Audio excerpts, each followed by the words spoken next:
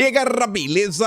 Como é que vocês estão? Meus amigos, hoje é dia de dossiê e vamos falar dele. O famigerado PL 2630, também conhecido como PL das Fake News. Vamos comentar tudo que aconteceu no dia de ontem, quero falar com vocês sobre a votação, sobre o que o Lira acabou fazendo para conseguir aprovar a urgência, porque em tese não deveria passar por falta de votos. Quero explicar para vocês. Quero mostrar algumas coisinhas que o governo tem interesse, quero mostrar algumas coisas que podem ainda serem apresentadas nos próximos dias, que eu acho que os influenciadores picanheiros vão ficar muito felizes, tipo Felipe Neto, e vocês vão entender. Não quero nem adiantar, vocês vão botar a mão na cabeça e falar, tinha que vir da turma da esquerda. E eu quero lembrar para vocês como é que tudo isso surgiu, como tudo isso aconteceu. Que tá todo mundo discutindo o problema hoje, mas e aí? De onde ele partiu? De onde que surgiu o PL 2630? Qual era o contexto da época? Isso é bastante importante, vocês vão entender. A gente vai comentar muitas coisas mesmo, é o segundo tema do vídeo de hoje. Talvez nem dê para comentar o terceiro. O primeiro tema, também de suma importância, quero falar sobre a CPI dos atos do dia 8. Ela não foi aberta, mas toda a imprensa bate o martelo que o Pacheco vai instaurar ela hoje. E aí eu quero falar sobre isso. Saiu uma nota que já está falando sobre delação do Gonçalves Dias. Eu falei, rapaz, já tá se falando de delação, nem CPMI saiu do papel.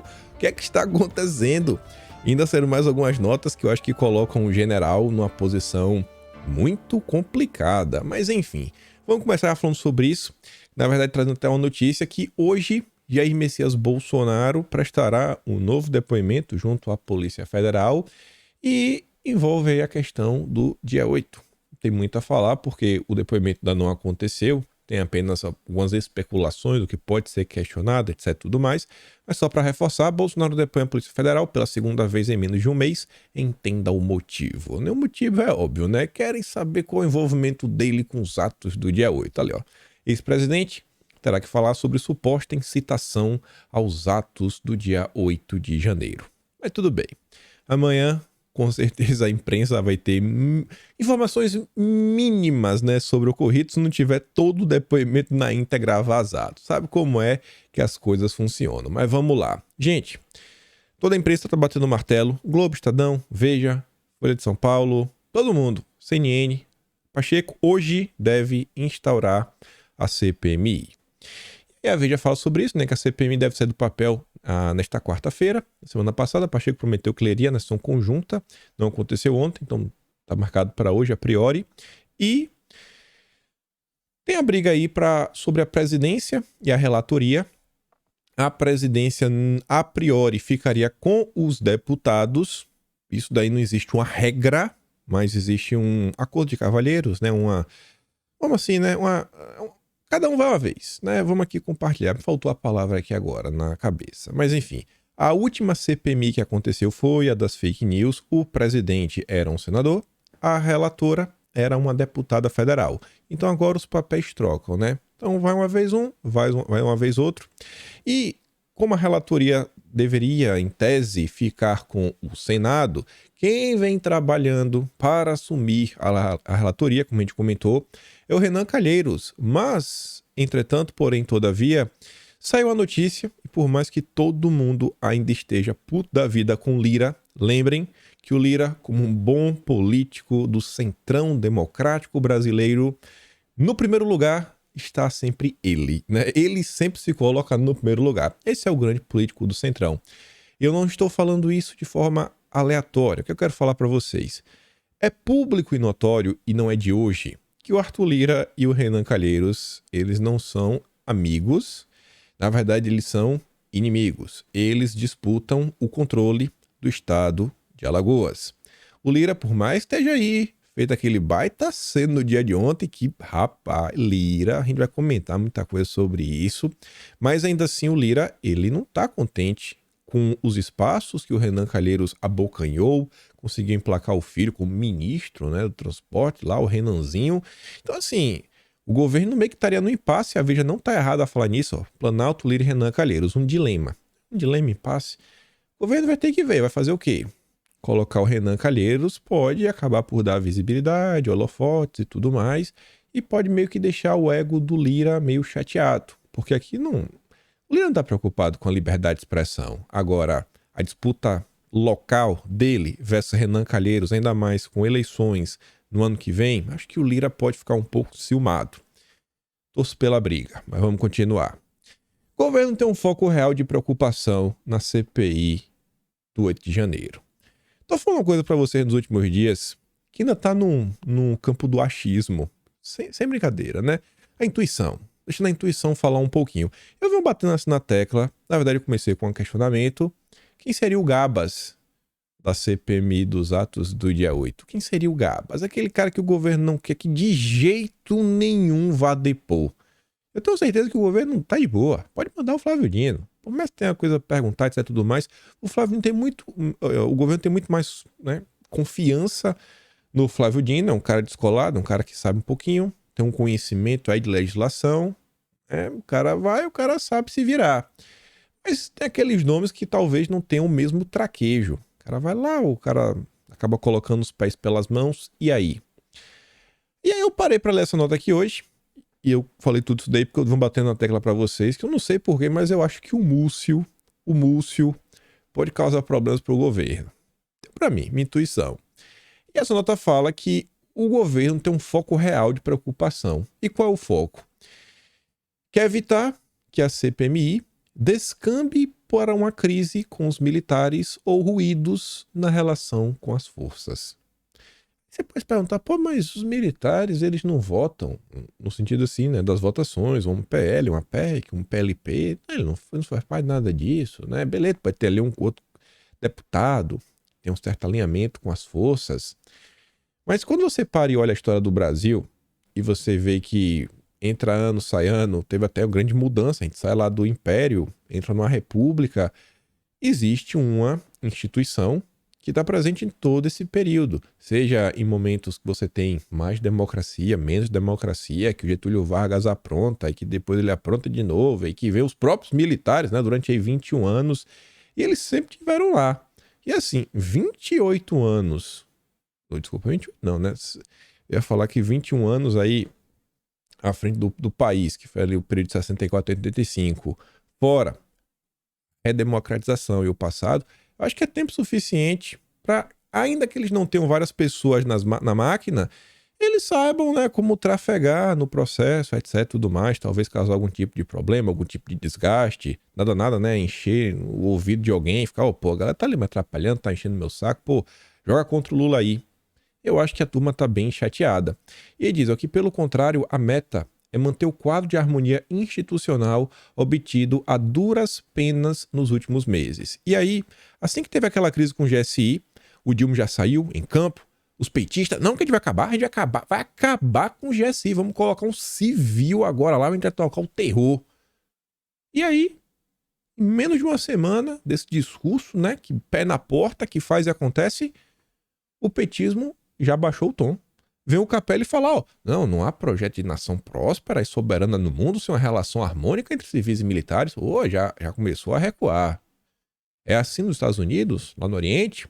Precisamos superar falsos antagonismos e unir todos para recolocar o Brasil no caminho do desenvolvimento com justiça social. E quem é a grande ponte do governo com os militares? É o Múcio. É o ministro da Defesa. Eu acho que o Múcio é o Gabas. Pode ser, é o candidato a Gabas. Candidato ele é. Candidato a Carlos Gabas. Vamos ver como é que vai se dar aí, né, os primeiros passos, o início dessa CPMI. Falei para vocês sobre delação. Eu abri agora de manhã. Você vê ali, ó.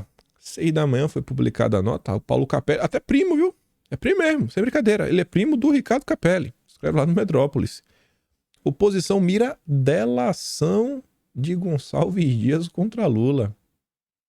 Deputados e senadores da oposição acreditam que Gonçalves Dias é exonerado e vai fazer uma delação contra Lula, né? Bolsonaristas afirmaram que o ex-ministro, muito próximo do presidente, e realmente é, sente-se abandonado pelo governo e pelo PT, e apostam que, caso Dias seja alvo de uma medida mais drástica, e a CPMI, ela tem essas ferramentas, né? Algumas medidas mais drásticas, apontará mais responsáveis pela omissão nas invasões de 8 de janeiro.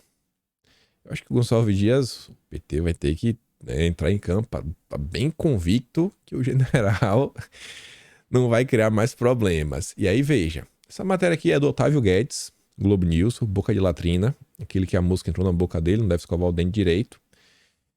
Relatório sigiloso, enviado 48 horas antes dos atos, desmente o apagão na inteligência que foi alegado pelo Gonçalves Dias em depoimento. Quando teve depoimento, lembro na íntegra, eu apontei isso e falei, pô, é muito estranho falar em apagão, muito estranho. Será que Gonçalves Dias sabe do que ele está falando? E aí, Otávio Guedes, Globo News, o Sistema Brasileiro de Inteligência difundiu às 7h30 da noite da sexta-feira, dia 6 de janeiro, um relatório informando que a perspectiva de adesão às manifestações contra o resultado das eleições, convocada para os dias 7, 8 e 9 de janeiro, continua baixo. Contudo, há risco de ações violentas contra edifícios públicos e autoridades. E o que aconteceu? Invadiram e vandalizaram edifícios públicos. Exatamente o que o Sistema Brasileiro de Inteligência difundiu.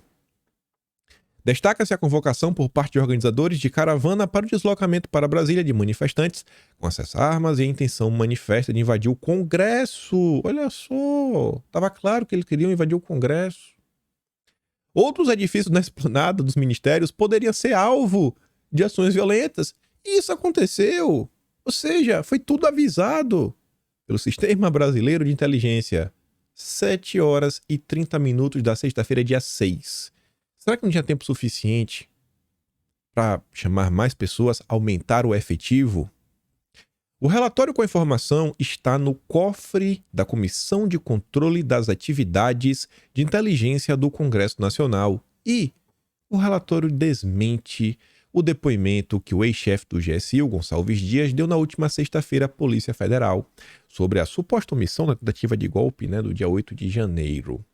O senador Esperidião Amin está solicitando o levantamento de sigilo do relatório que prova não ter havido um apagão de inteligência, como afirma o general, mas um apagão de atitude. Esperidião era o presidente da Comissão de Controle de Atividades de Inteligência na época da tentativa de golpe bolsonarista. Foi ele quem requisitou, logo no dia seguinte, a depredação dos prédios públicos ao GSI, todas as informações. Todas, tudo que estava no Sistema Brasileiro de Inteligência entre os dias 2 e 8 de janeiro, o Esperidião Amin ele solicitou. Eu quero esses documentos. Abre aspas. Ninguém é obrigado a ler o que lhe é enviado, mas não pode dizer que não recebeu. Não pode dizer que não recebeu, general. Como o blog mostrou ontem, o WhatsApp foi escolhido como meio para a troca mais urgente de mensagens entre os integrantes das áreas de inteligência. O general Gonçalves Dias desqualificou os informes, alegando que, tecnicamente, eles não podem ser considerados relatórios de inteligência para a produção de conhecimento para assessorar a decisão do gestor. E aí, o Otaviano Guedes, ele termina falando... Otávio, na dúvida, né? No entanto, o Sistema Brasileiro de Inteligência foi alimentado por WhatsApp instantaneamente por relatórios anteriores ao período crítico. Gonçalves Dias. E aí? O que você tem a falar? Ainda falando dele, e já criando aqui agora uma ponte pra gente falar de fake news, que tem muita coisa pra gente comentar. Olha que nota maravilhosa essa daqui do UOL. Lula não colocou em sigilo imagens dos atos golpistas no Planalto. Você lê uma nota dessa e fala, rapaz, a direita está mentindo? Olha lá, o Dilma é jogador, o Dilma é dos bons, o Dilma não tem compromisso com o erro, o Dilma luta pela transparência, sabia que estavam mentindo, que o Lula jamais faria isso. Porque o Brasil só lê manchete, né? A galera já pensa nisso. Aí você vai ler o corpo da nota. Isso aqui é fact-checking. É falsa afirmação que foi o presidente Lula quem colocou sob sigilo as imagens da invasão do dia 8 de janeiro, que levaram à exoneração do ministro do GSI, o Gonçalves Dias. Não foi Lula, a informação é falsa. O GSI foi o responsável por não liberar os vídeos. Não petista diretamente. Essa que é a informação, não foi o Lula diretamente. É de forma indireta, porque o GSI é um dos seus ministérios, não foi um dos seus ministros, né?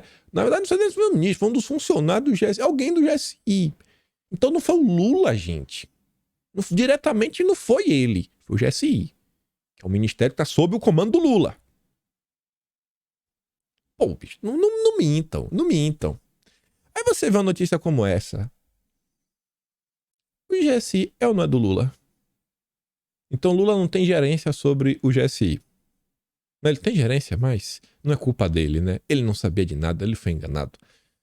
Ah, e se o UOL tivesse, né, os checadores de fatos, tivesse essa mesma vontade de levar a verdade durante o governo Bolsonaro, ia ser muito bonito de ver, né? Mas no governo Bolsonaro tudo era culpa de Bolsonaro. Não importa, podia ser um palito que caiu no chão, a culpa era de Bolsonaro e o problema dele que tinha que se explicar. Mas vamos falar de fake news. Já começando aqui com um tweet e uma notícia da Folha de São Paulo que mostra o que vocês já estão cansados de saber sobre esse projeto. Vamos começar aqui pela Folha de São Paulo, né? No dia de ontem, a Folha divulgou que o Janones é condenado a indenizar Nicolas Ferreira por postagem em rede social. Né? Foi condenado, pelo que ele anda falando. Com muita groselha, né? E algumas mentiras sobre o Nicolas. E aí o mesmo Janones que foi condenado, né, por postar de rede social, fala o seguinte: vitória. Aprovamos a urgência do PL que acaba com as fake news no Brasil. Pronto. Janones agora vai parar de mentir sobre o Nico. Sobre o Nico e sobre todo mundo, né? Ai, Janones. Esse Janones é animável. Mas vamos continuar. Google e TikTok fazem pressão contra o PL das fake news que terá urgência votada nesta terça-feira. As plataformas já estão contra aí, já tem muito tempo. O presidente da Google falou, cara, isso aí sendo aprovado, vai ser um projeto draconiano. Enfim, lá no passado, já cheguei a trazer o PL, a gente lê artigo por artigo, destrinchar, mostrar como tem algumas coisas que podem abrir margem para problemas maiores, mas a turma tá nessa insistência. Essa nota eu quis trazer para vocês, por quê? O que foi votado ontem foi o regime de urgência. Não significa que o PL está aprovado, que vai avançar e agora é o fim dos tempos. Não. Significa que esse PL vai ser votado bem mais rápido, ele já vai direto para o plenário, não vai passar pelas comissões, o processo normal, o rito normal. Estão atropelando, né? Estão acelerando numa velocidade sem igual. E aí dizia a nota de ontem que o Lira queria aprovar com urgência, o que exige 257 votos. E aí você deve falar, uai, mas não teve 257. Foram 238. Sim. E aí?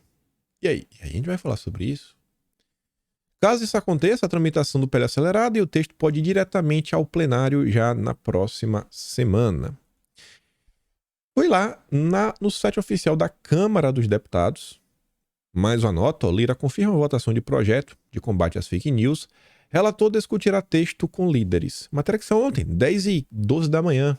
E falava, a aprovação do requerimento de urgência depende do voto favorável de 257 deputados. Mas foram 238. Mas como assim, Lira? Era 238. E ainda foi aprovado. O que foi que aconteceu? Chegaremos lá. Entra no site oficial da Câmara dos Deputados. Você vai lá na parte que fala sobre regime de tramitação para saber como é que a coisa funciona. O Metrópole já falou, o site da Câmara dos Deputados já tinha dito, mas vamos olhar aqui também um regime de tramitação, que mais uma vez fala sobre as questões da tramitação, que pode ser urgente, que foi o que estava sendo votado ontem. O requerimento precisa ser aprovado pela maioria absoluta dos votos, ou seja, 257 votos. Mas não teve isso. E aí no final da noite de hoje não, né? Aqui já era 2h14 da tarde. Engraçado, aqui essa nota tá com horário que... Deixa eu ver. Não, isso aqui eu tô achando até engraçado. A nota tá aqui com 2h14 da tarde, sendo que a votação já foi depois das 6 da noite, né? Enfim. Deve ser algum erro do site do Estadão mesmo. Isso aqui é erro mesmo. Não achem que, meu Deus, a empresa já sabia. Não, aqui com certeza foi algum erro de coração mesmo. Eu não duvido, não. Mas enfim, porque ali já tá os votos, ó, certinho. Ó. Foram 238 votos a favor e 192 votos contrários. Aí dizia, ó, Câmara aprova urgência de PL das fake news, oposição, TikTok e Facebook sou contra. Até o TikTok tá do lado do brasileiro. Depois o povo reclama. Eu gosto do TikTok. Aí falava o seguinte, né, que a proposta teve 238 votos. A tramitação mais rápida passou após o Lira usar o regimento interno para diminuir a quantidade de votos necessários para aprovação. O Lira pegou as regras, botou debaixo do braço, daquele jeito, vai passar. O Lira está empenhado nesse projeto, né? Tá assim, o Lira cobrou publicamente os líderes durante a sessão. O presidente afirmou que o regimento interno lhe dava o direito a escolher 3 votações por legislatura para definir o quórum. Ou seja, nesses 2 anos que ele é o presidente da Câmara, tem 3 projetos apenas que ele pode fazer uma brincadeirinha nesse quórum. 3 em 2 anos. Então o Lira ele acabou queimando um cartucho que só pode usar agora mais 2 vezes. Que é aquela exceção da exceção da exceção da exceção. Uma coisa que é assim bem central, e falava, escolheu o menor para aprovar o regimento de urgência do PL das fake news. E eu vou falar uma coisa para vocês, que eu realmente ainda estou em busca de uma resposta, e não é por achar que o Lira, porque está acontecendo alguma coisa, isso, aquilo, outro, está acontecendo, mas eu realmente não consigo entender de forma clara porque o Lira está tão preocupado no andamento desse projeto, porque ele acelerou tanto, porque ele se desgastou. O Lira, isso aqui é um desgaste. O próprio uso dessa manobra do regimento interno, mais o que aconteceu, é uma votação que você olha, o número de votos que o Lira teve para se eleger, foram quase 500 votos, e agora 238. Para todo o desgaste que ele mesmo está recebendo. E assim, beleza, o que vai ganhar? Aí você fala, não, o Lira vai ganhar um cargo. Tá muito pouco. Tá muito pouco para todo o desgaste. Eu acho que tem alguma coisa aí nesse cenário. Alguma coisa que, pelo menos para mim, não está no meu radar. Que não tá muito claro. Tem algo assim. E não é falando assim, tem um xadrez 4D que o Lira agora vai vir pro nosso lado, vai dar 1-0 no PT. Não acho que seja isso, mas estou ainda tentando entender por que o Lira teve tanta pressa, porque isso aqui está gerando um desgaste grande, tanto para ele também quanto para o governo. Você fala assim, não, o governo vai dar pro Lira aí como eles estão querendo no Ministério da Saúde. Tá, beleza, o Lira já falou. Mas tá meio caro, não? Entregar um ministério inteiro com um orçamento gigantesco, que é o Ministério da Saúde, para passar a 2630, é um projeto de lei, não a PEC. Às vezes muda a legislatura, vê outro presidente da Câmara, o pessoal vem, você faz aí um PLP, né, para de lei complementar, com 57 votos você derruba. Então assim, sabe? É um desgaste gigantesco por um projeto de lei ordinário, simples. O que é que tá passando na cabeça do Lira? Que realmente quer entender, e não acho que ele é santo, não. Aqui para mostrar umas coisas para vocês, umas coisas mudam, as pessoas estão muito preocupadas. Ontem tinha uma turma que é central nesse processo todo aí de causar problemas na internet, né? Que contribuiu para o cenário das coisas. E aí muitas dessas pessoas, nossa, mas atacaram o Bolsonaro, viu? Vamos dar um exemplo, o MBL. Ontem estavam falando lá que estavam escandalizados. Ai, meu Deus, o que está acontecendo? E esse requerimento de urgência, pessoal, ele foi votado ano passado. Em abril também. Basicamente um ano atrás. Você viu, foi em 6 de abril. Tiveram mais votos até. 11 votos a mais, foram 247. E votos contrários foram 207. E agora foram 100. Assim, o não caiu de 207 para 192, foi uma queda de 15. E o sim caiu de 249 para 238. Então tem uma queda de 11. Mas ainda assim, o Lira não fez uma manobra, porque acho que não contava com o apoio do governo. E olha que esse projeto aqui era muito melhor do que está sendo proposto agora nesse momento. Esse aí, com essas novas modificações, Jesus, Maria e José. Mas vamos lá. Vamos voltar aqui na votação. Algumas coisas que tem que ficar bem claras. Votação por partido. Nem coloquei as porcentagens, que tem muita coisa que dá para fazer na cabeça. Você vê o PL, basicamente de forma unânime, votou pelo não. Tiveram ali 6 desgarrados.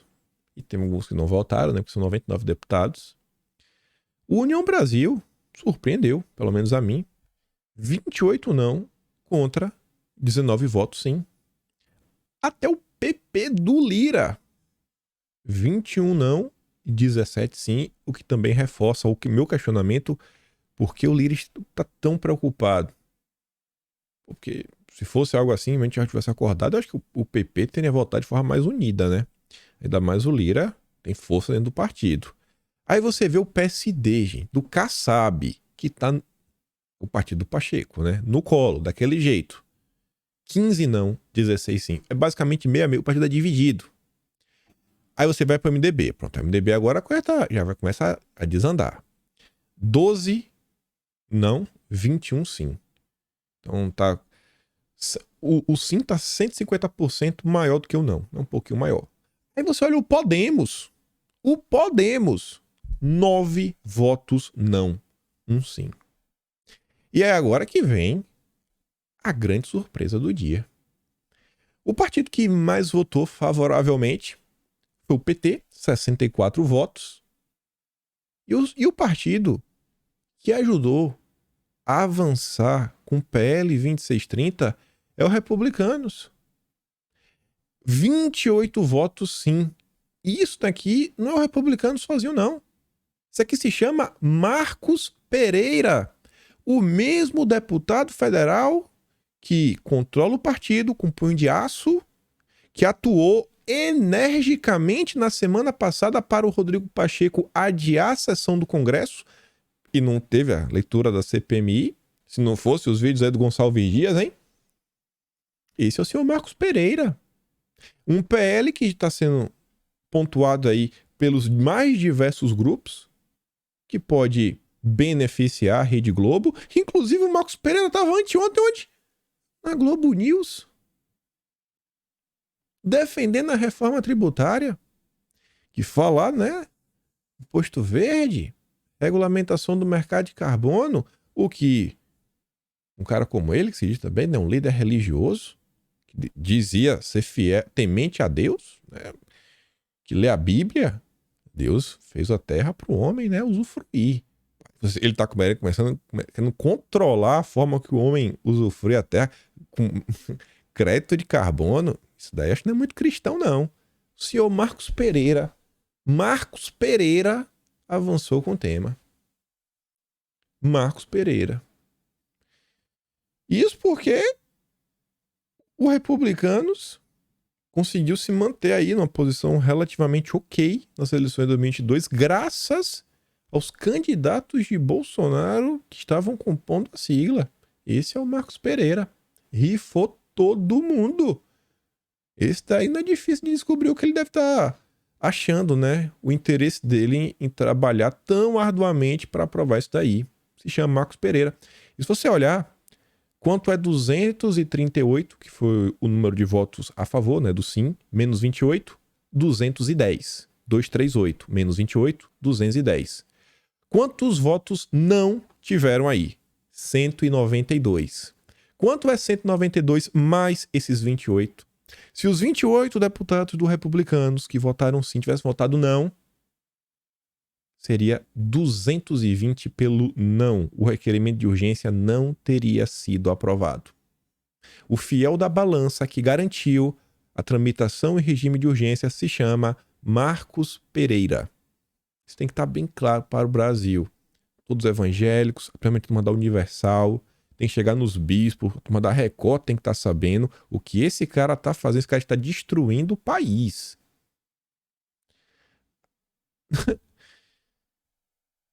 Mês passado, o cara foi fazer um vídeo para falar que é contra o controle das redes, da regulamentação da mídia. 31 de março. A cara nem arde. A cara nem arde. A Atsuki achou tá no site oficial do partido. Um cara que se desmente em menos de um mês. Em menos de um mês, o cara não conseguiu manter a palavra. Esse é o Marcos Pereira, aquele ali, ó. Emplacou, né, o candidato do partido dele na TCU, o Jonathan. Agora ele tá livre, leve e solto. Eita! Esse é o Marcos Pereira. Vamos continuar. Derrotados no plenário, bolsonaristas levam a melhor em ação online contra o PL das fake news. Vocês sabem, né? No final do dia, esse PL, ele vem pra calar a direita. Não vem pra calar a esquerda, não vem pra combater a fake news. De caju em caju, né? Uma vez por mês, quem sabe uma vez a cada 15 dias. Talvez eles peguem assim, alguém da esquerda pra falar: ó, tá vendo que a gente só não pega pessoas da direita, a gente também pega o pessoal da esquerda. Pega um a cada 15 dias, um mês, só pra manter a narrativa. Não ter a narrativa, né? Não, tá vendo que a gente também foi atrás da turma da esquerda? Aí você vê, ó, o debate online, na contramão do desfecho do plenário, teve a oposição bolsonarista fazendo mais barulho que os apoiadores da proposta. A direita foi responsável por 75,5% dos comentários. Comentários negativos. Já a esquerda, 24,5%. Os parlamentares, né? O senhor Lira, o senhor Marcos Pereira, esses estão demais. E esse levantamento foi feito onde? No Twitter. Sempre o Twitter, né? Sempre esse Twitter tem alguma coisa que eu não sei. Vamos continuar. A priori, após a votação de urgência, o texto só iria a plenário para votação na semana que vem, na próxima terça. No final do dia de ontem, 10h38, Marcelo Van Hatten postou um vídeo falando: ó, não é bem assim. Talvez hoje esse projeto já possa ser votado. Ele fala o seguinte: diante de todo esse caos, diante de todas as notícias ruins, o Van Hatten falou o seguinte: ó, pelo menos tem um ponto positivo. Deu para ver que o governo está muito longe de ter uma maioria absoluta. Deu para ver que o governo está muito mais longe ainda de aprovar uma PEC. E temos os nomes das pessoas que votaram sim. Algumas já perceberam o erro que cometeram. Eu quero muito acreditar no que o Van Hatten está falando, que as pessoas, esses deputados, eles entenderam o que eles fizeram e vão rever o seu posicionamento. E ele falou que, ainda que seja hoje, etc, tudo mais, ainda há tempo de tentar em campo e fazer alguma modificação, algum tipo de mudança. Você vê como são as coisas. É tão absurda a proposta. O Dallagnol estava criticando. O Moro apareceu como quem não quer nada, fingindo que ele nunca defendeu coisas similares para falar: não, isso aqui é um absurdo. Até o Moro estava escandalizado. Eu falei: tá, a cara nem arde. E aí também temos até o Arthur Vigílio. PSDB. Lei da censura, um passo à ditadura. Imagina o teor do PL 2630, né? Como é que vai ser positivo. No dia de ontem, a Jovem Pan soltou uma nota. Eu não consegui parar para ler. O pressionamento é 2120/2023. Posso estar errado no número. Mas enfim, o Mendonça Filho, que ele é um deputado do União Brasil, ele apresentou um texto alternativo ao PL 2630. Eu espero que os deputados não aprovem o texto que está aí de jeito nenhum. De jeito nenhum. Essa proposta aqui tá parecendo aquela história do bode na sala. Você bota um bode, você fala: posso ter um bode? Pô, não, um bode não, velho. Pelo amor de Deus. Pô, o cara não tem um bode fala: não vai. Posso ter um cachorro então? Entre um bode e um cachorro, tem um cachorro. Mas o cara não queria ter nenhum animal de estimação em casa. Esse texto que foi apresentado pelo Mendonça Filho tá muito longe do ideal. Inclusive mantém a remuneração, ó, ali no final, a remuneração das empresas de conteúdo jornalístico, boa parte das plataformas mantém isso, mas menos mal, fala assim, ó: o texto apresentado como proposta alternativa ao 2630 propõe as seguintes principais alterações em relação ao atual texto em análise na Câmara. E foi isso que eu não entendi, porque ele fala assim, ó: propõe alteração. O texto da Câmara diz que vai ter remuneração para conteúdo jornalístico. E aqui tá falando que, né, vai ter também a remuneração das empresas de conteúdo jornalístico. Mas tá falando em alteração. Se tem num, não tem no outro, será que o jornalista escreveu de forma errada? Ou seja, será que esse projeto de lei do Mendonça Filho vai retirar a farra, né? Que a Rede Globo tá doidinha para botar as mãos nesse cacau? Mas enfim, além disso, vai extinguir da entidade autônoma de supervisão da internet, que é uma espécie de órgão regulador das plataformas, tipo uma polícia digital, não tem isso na proposta do Mendonça Filho, passa a assegurar a liberdade religiosa e também a remuneração das empresas. Aí que eu fiquei, não, pô, assegura a liberdade religiosa e também a remuneração. Eu fico, pô, então também vai ter remuneração, mas não mudou? Será que o cara escreveu no lugar errado? Que seria assim, ó, a extinção da entidade anônima, autônoma e também da remuneração? Será que escreveu errado? Eu espero que sim, porque esse ponto é inacreditável. Tanto que você vê, ó, a gente vai chegar lá sobre a remuneração. Depois das discussões, tudo está acontecendo. A turma do Estadão já falou que o Planalto atua para que as sanções contidas no 2630 já possam valer nas eleições do ano que vem. Olha só, né? O Planalto PT. A falta de regulação na visão dos governistas favorece o bolsonarismo. Por que será, né? Mas tudo bem. Mas, ainda que tenha interesse no PL, segundo o Estadão, o Planalto quer manter certa distância, né? A imagem está distante, temendo o efeito adverso em aliados evangélicos que acusam censura religiosa.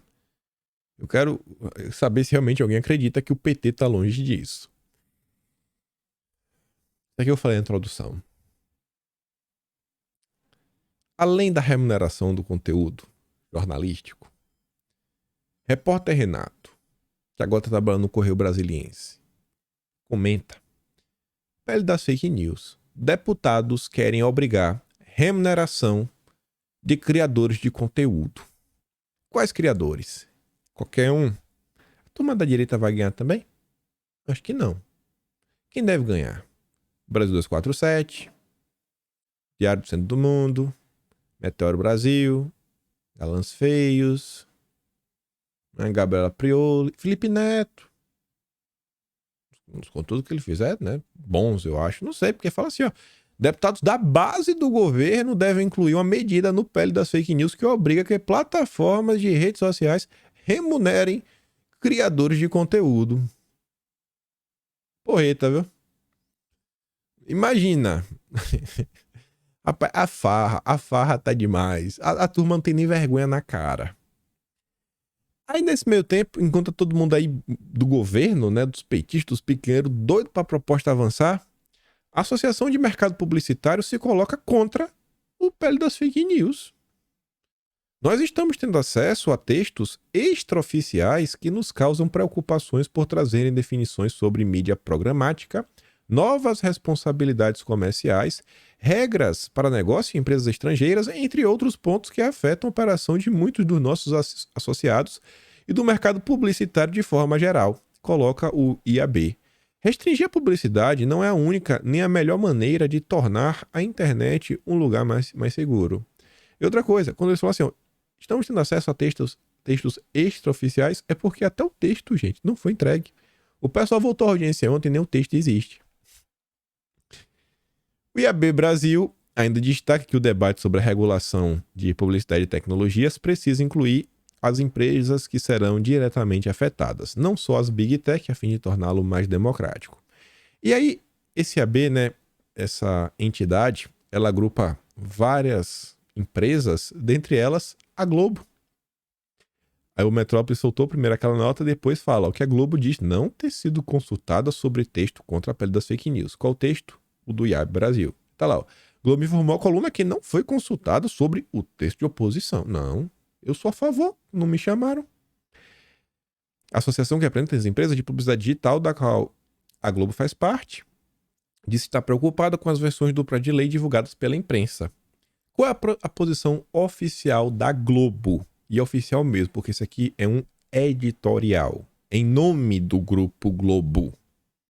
Câmara precisa imprimir urgência ao PL das fake news. Rapaz, eu não sei se o Brasil consegue avançar. O PT reclama do juros de 14%. E eu acho que o juros de 14% realmente não é bom não, viu? É bem ruim. Ah, mas eu não vou entrar naquela discussão de mas o governo também tem que fazer a meta fiscal. Isso, óbvio, isso eu sempre falo. Agora, se um juros de 14% já dificulta que as coisas avancem no termo da economia, a existência da Globo, eu acho que é assim, uma âncora que o Brasil não tem como progredir moralmente em termos de sociedade. A Globo tá demais. A Globo realmente Eu fico me perguntando o que é que causa mais mal ao país do que o que a Globo anda defendendo. Mas tá lá, está na pauta da Câmara a votação do regime de urgência para aprovar a questão do 2630. É fundamental que os deputados sigam adiante com o plano de votar o requerimento amanhã e levar o PL à apreciação ainda nesta semana. Olha como a Globo está com pressa. Os eventos do 8 de janeiro e os ataques recentes em escolas deixaram claro que é preciso agir com presteza. O Brasil não pode permitir que as redes sociais continuem a ser usinas de desinformação e violência. A última versão do PL, apresentada pelo Orlando Silva, está madura e incorpora os dispositivos da legislação mais moderna sobre o tema, em particular, a europeia. Vai o Brasil copiar a coisa dos outros. É esperado que as plataformas digitais façam pressão para adiar a votação, mas os deputados precisam resistir. Devem evitar repetir o erro cometido ao não aprovar o PL antes das eleições, abrindo espaço, abrindo caminho ao golpismo que sucedeu. Por mais que possa haver margem para críticas pontual. Não, pro ETP, não, aqui um pouquinho aqui, né? Pontual a crítica. Na essência, o PL das fake news promove duas mudanças essenciais. Qual é a primeira? A primeira, torna as plataformas corresponsáveis. Pô, mas tem 1 bilhão de pessoas nas plataformas, será que vai ter como gerenciar? Meu irmão, te vira. Mas são 1 bilhão de pessoas postando. Problema não é meu. Se vira. É assim, extremamente fácil. É tudo bem, bacana. E o segundo ponto, essencial aos olhos da Globo, sob inspiração da lei australiana, prevê que remunerem os criadores de conteúdo jornalísticos que fizerem circular. Dá dinheiro para eles, né? Embora não reconheçam isso, as plataformas digitais funcionam como empresas de comunicação que faturam com a venda de publicidade veiculada em conteúdos produzidos por terceiros. Essa relação de parasitismo é a principal responsável pela crise que acometeu as empresas que produzem jornalismo profissional. Ao defender a manutenção desse estado de coisas, as plataformas desviam do ponto central, que é a preservação da democracia. Dar dinheiro para o jornalismo é preservar a democracia. O jornalismo profissional é a principal arma da sociedade para se informar de modo fidedigno. A Globo. Fidedigno. Ao deixar de pagar pelos conteúdos, as plataformas enfraquecem a capacidade da imprensa de exercer essa tarefa intransferível. Gigantes digitais como Meta, Alphabet não substituíram o jornalismo profissional nem eliminaram sua necessidade. Ao contrário. Além de enfraquecê-lo com parasitismo, criaram modelos de negócios que incentivam desinformação e discurso de ódio. Mas, gente, uma coisa que eu fico assim de cara. O que é que tem a ver a plataforma com o jornal? A plataforma tá lá. Se as pessoas não quiserem comentar nenhuma notícia, as pessoas não precisam.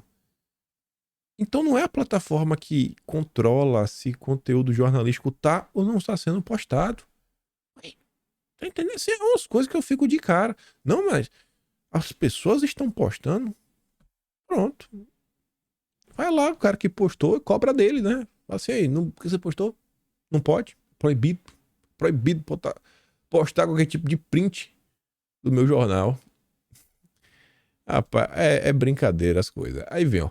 Produzir jornalismo de qualidade exige pessoal qualificado e editores treinados para trabalhar em nome do interesse público.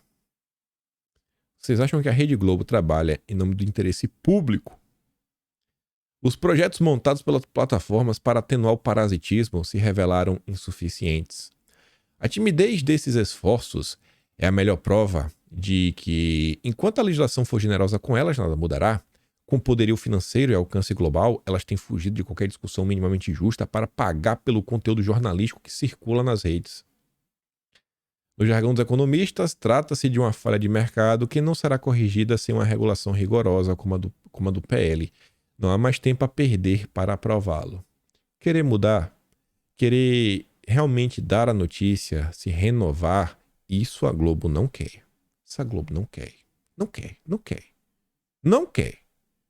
Mas pegar o dinheirinho da rede social, aí é prioridade zero. Aí de tudo estava acontecendo, e eu falei pra vocês no início, vem a turma que tava escandalizada no dia de ontem, que eu fico olhando e falo, rapaz, como são as coisas. O Kim Kataguiri, um deputado que tem a lei, que foi... É um apelido dele, né? Que é a Lei Kim das fake news. Foi graças a esse cidadão que essas questões ligadas a fake news começaram a tramitar no Brasil. Ele trabalhou para derrubar o veto de Bolsonaro, enquanto Bolsonaro lutava pela liberdade da população. O Kataguiri estava lá, virado no giraia. Não, vai ter a lei da fake news. Vai ter, Bolsonaro, vai ter. A esse mesmo cidadão, amigo do Luciano Ayan, da Madalene Laxo, do Danilo Gentili, pintou, bordou, deu cambalhota no período pré, durante o pós-CPMI das fake news, usou seu Twitter ontem para falar o seguinte, ó, esse editorial do Globo sobre o PL da censura é nojento e explicita bem os motivos da Globo querer aprovar esse projeto, é tudo sobre dinheiro. O editorial da Globo sobre o PL da censura diz muito sobre por que não podemos aprovar esse projeto. É sob controle. Agora, o Kataguiri ele finge que está preocupado com liberdade. Eu vi essa postagem aqui ontem, que, pelo que eu vi, a postagem do Kataguiri foi feita depois da postagem do Carlos Bolsonaro, então não foi direcionado para ninguém.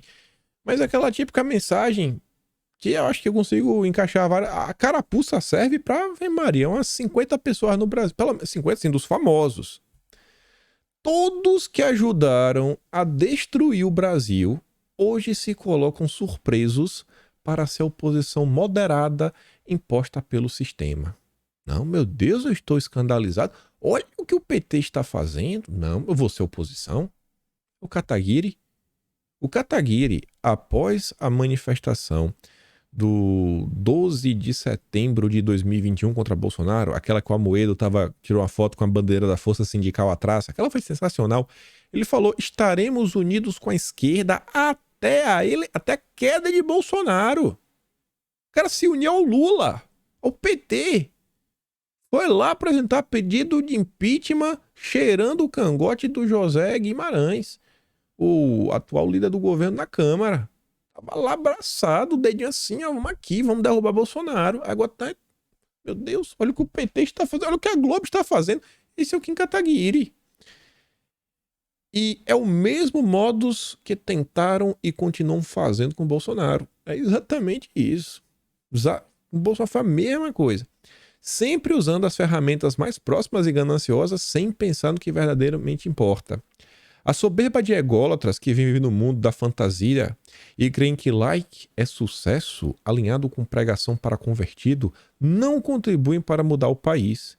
O intuito desse movimento é tudo, menos preciso. No jogo pelo poder vale tudo, menos o necessário. Só interesse próprio. E quando ele fala na galera só do like também, tem um pessoal que até você vê que alguns interesses aparentemente são nobres. Pô, ele quer... ver o Brasil sair das mãos da esquerda, que vem avançando aí com diversas pautas bem complicadas. Só que a turma, às vezes, faz umas postagens na rede social que eu me pergunto, bicho, isso daí não é nem verdade. Comentamos sobre umas ontem aí que envolve a CPMI do dia 8. É uma turma que abusa. Mas tudo bem. E aí, gente, eu acho que é muito importante a gente, pelo menos, mais do que entender a lei, já tô mais sentindo na pele em breve se ela for aprovada, eu torço que não. É bom entender como as coisas chegaram até aqui. Para os mesmos erros não serem cometidos. Porque muita coisa tem a ver com esse processo. Tem a ver com dar palanque para algumas pessoas. Não para Tabata. Tabata não. A direita nunca deu palanque para Tabata. Mas a Tabata Amaral é amiga do Kim Kataguiri. A Tabata Amaral e o Kim Kataguiri trabalharam arduamente para tentar barrar a CPI das Americanas. Eu não sei por que o Kataguiri está com tanto interesse em barrar. Esse projeto de lei, o 2630, ele nasceu das mãos da senhorita Tabata Amaral e do Felipe Rigoni. Você pesa na internet, coloca assim no Google, bancada Lema, Tabata Amaral, Felipe Rigoni. Vê se aparece alguma matéria com infógrafo. Infógrafo é assim, com aquela imagem meio bonitinha, desenhada com as imagens, nome desenhadinho, que mostra alguns deputados do Brasil com a posição, e essa tudo mais. Vê se acha alguma matéria desse âmbito. Com ambos, Tabata Amaral e Felipe Rigoni. Estavam lá. Ambos aí, né? Do Renova BR também. Inclusive, o cara do chegou agora uma senhora que tá na frente do Renova BR. Vai estar no conselhão do Lula. Isso começou em maio, não, abril de 2020. A simbologia é tão forte. A Tabata apresentou o projeto dela, que nem era o 2630 na época, o número, que depois juntou dela e do Rigoni com o do Alessandro Vieira e virou uma coisa. Aí virou o 2630. Ela apresentou inicialmente, acho que era 1429, algo assim, 1426. Dia 1º de abril, dia da mentira. Um mês depois disso daí, dia 1º de maio, a Tabata ela compartilhou uma postagem do Estadão, que já falava, ó, projeto de lei contra fake news vai incluir o WhatsApp. Que na época era um problema muito grande. Não, pô, o WhatsApp aí é o grande problema. E por quê? Por causa da história dos disparos em massa. O fluxo do tempo disso daí, pelo menos da forma como eu enxergo, vem o GPS ideológico, que era uma matéria que dividia quem é do mal, quem é do bem. Depois do GPS ideológico vem umas coisinhas, aí vem ali o início de uma formação que anda duas coisas juntas. Tanto todo o movimento da CPMI das fake news, junto com o movimento de criação parte da imprensa, da fomentar a ideia do gabinete do ódio. Óbvio, depois do GPS ideológico teve os disparos em massa. GPS ideológico, disparos em massa, aí isso conflui assim, convergindo gabinete do ódio com CPMI das fake news, junto numa coisa só. Aí vem a saída do Moro, juntamente com aquelas ações que começaram busca e apreensão, que aí, né, o Poder Judiciário começou a se preocupar com a situação. Foi nesse momento. Tudo isso aconteceu ao mesmo tempo. Ao mesmo tempo. Você lembra quando foi a primeira busca e apreensão? Tá, junto com outros deputados, e o apoio de pesquisadores, a sociedade civil, apresentamos um projeto para barrar fake news no Brasil. O WhatsApp é uma das principais ferramentas de compartilhamento de informações falsas e não pode ficar de fora. Não pode. O Fantástico depois também fez questão de divulgar, falando na verdade fake news, um problema muito grande. 9 em cada 10 brasileiros com acesso à internet já receberam pelo menos um conteúdo falso de desinformação. E a TAP para falar, ó, protocolei um PL junto com outros deputados e com apoio da sociedade civil. Foi muita gente, muita gente, muita gente. Como esse professor aqui, essa matéria foi feita por um professor. O professor, vez ou outra, escreve no Globo. Semanalmente, na verdade, ele escreve no Globo. Na época ele estava escrevendo na Folha de São Paulo. O professor, tem um professor, um repórter com ele sobre fake news. Aí tá ali, ó. 18 de maio, mesmo período. Chegou a hora de regular as mídias sociais. E dava destaque, ó. É um alento ver o projeto de lei do Felipe Rigoni, da Tabata Amaral.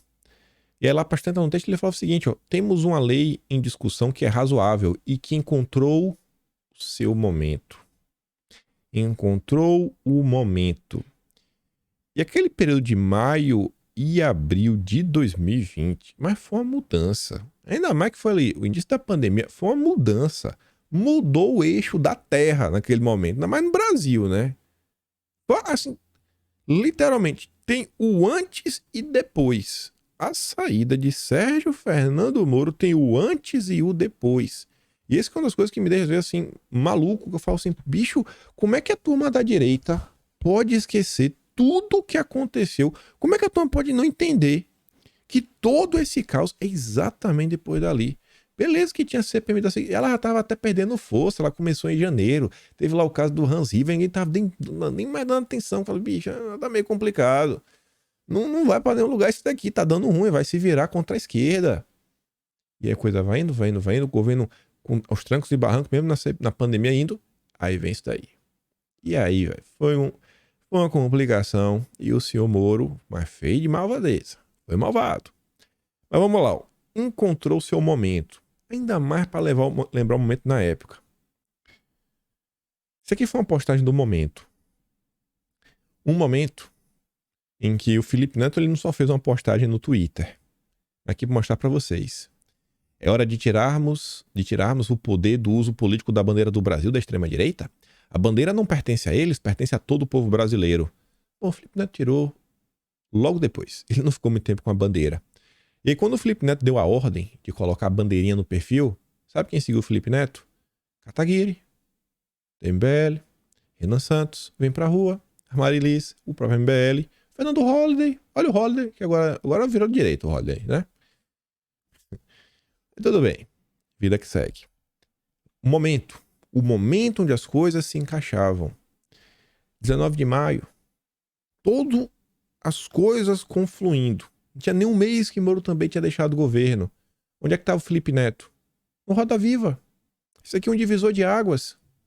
Felipe Neto sempre deu pitaco, mas nunca foi levado a sério. A mudança que a imprensa começou a dar para o Felipe Neto foi após o Roda Viva. Tem o antes e o depois. Você pode ler as matérias da época. Eu até botei uma para você ver. Ó. Tá ali, ó. Felipe Neto, Roda Viva. Felipe Neto aponta filtros contra fake news, mas diz que o WhatsApp é uma arma. Exatamente o discurso que a Tabata Amaral já vinha emulando e o que também um professor que apoia o projeto vem faltando vários textos nos últimos anos. Ele não parou, ele sempre bate na tecla dessa importância. Foi o mesmo professor que, na verdade, ó, em 2018, ele já defendia a necessidade dos fact-checkers. Eu não sei, gente, vocês conseguem entender que em 2018, assim, pré-2018, não tinha nem fact-checking. Não tinha, em 2018 não tinha. Hoje, é dia a dia, é normal. Olha o avançar das coisas. Tem marcos e eles pegam uma coisa, bate, vence, avança. Próximo, bate, vence, avança. E eles não desistem. Felipe Neto disse que CPMI da fake news pode chegar a Bolsonaro se PF trabalhar. Aquele discurso, a Polícia Federal estava aparelhada por Bolsonaro porque o Moro falou. E aí tá a nota do Ricardo Couto. Felipe Neto versus Bolsonaro. Nova oposição ao governo surge nas redes sociais.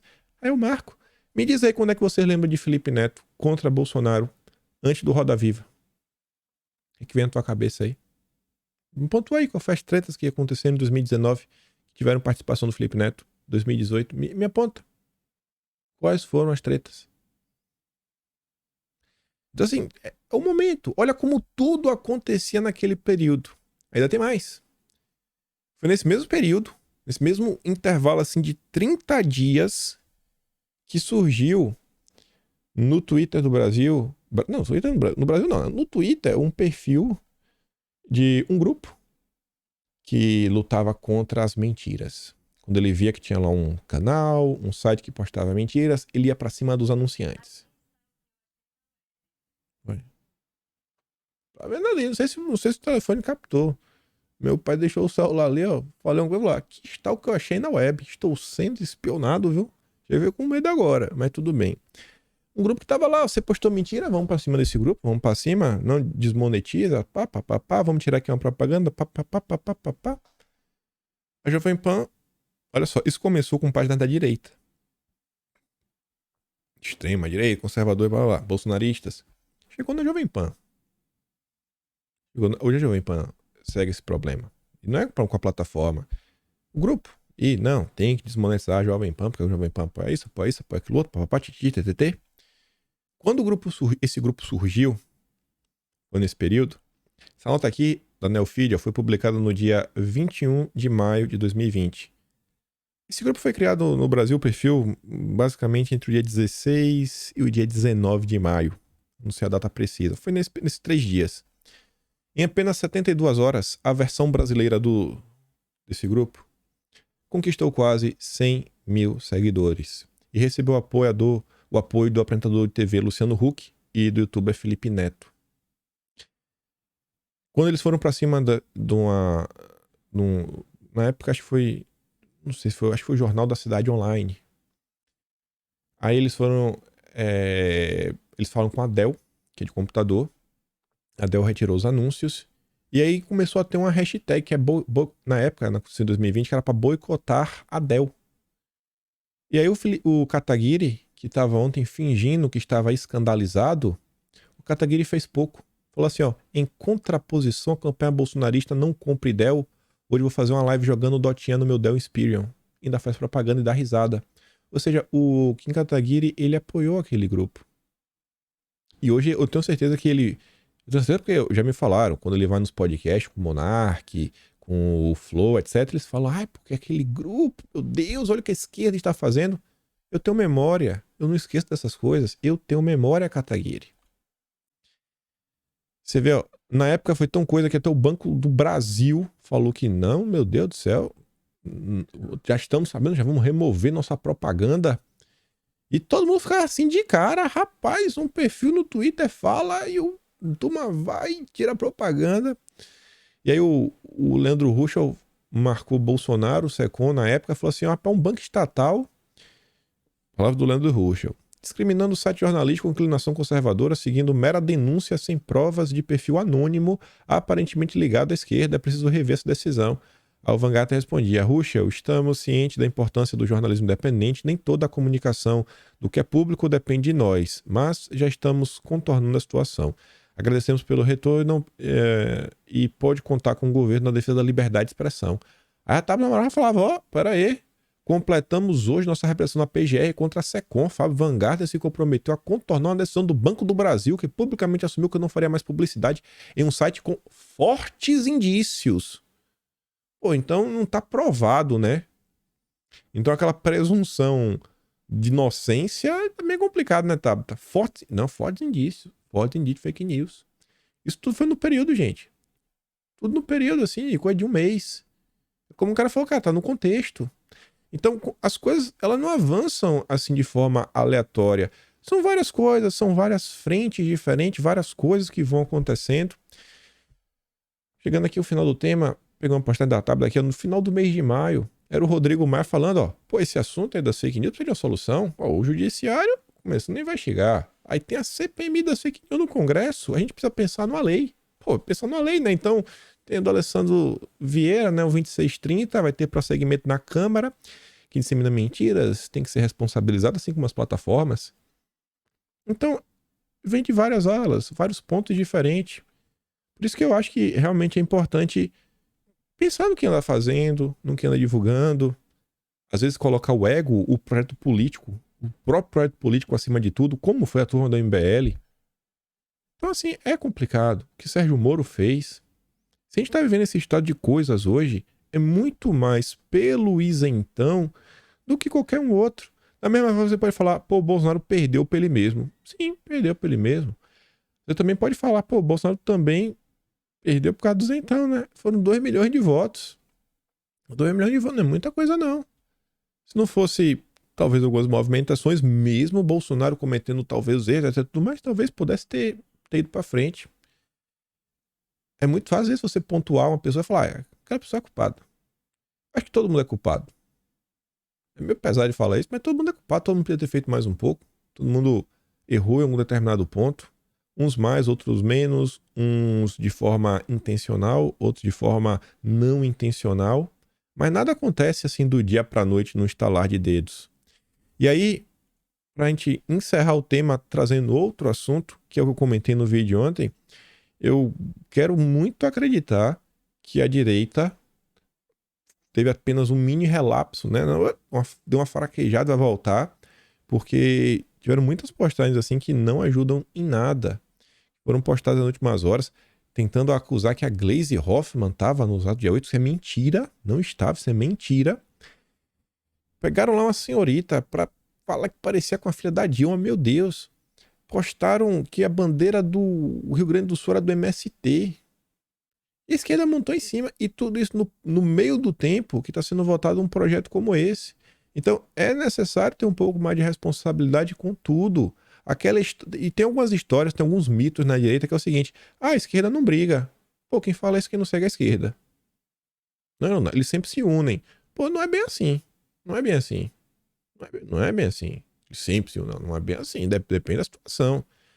Aí tem aquele outro mito que assim, não, pô, isso aqui, aquilo outro. Não, esse daí da questão do criticar, que a galera andar junto, etc, tudo mais.